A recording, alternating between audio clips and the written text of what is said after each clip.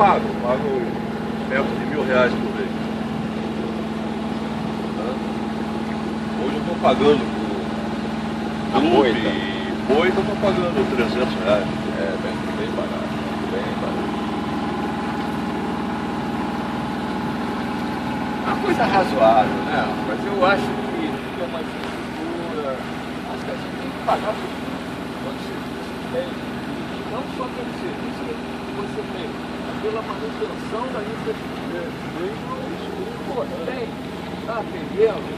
Ah, tem um bar, é o cara, fica no frente da praia lá, Madrid.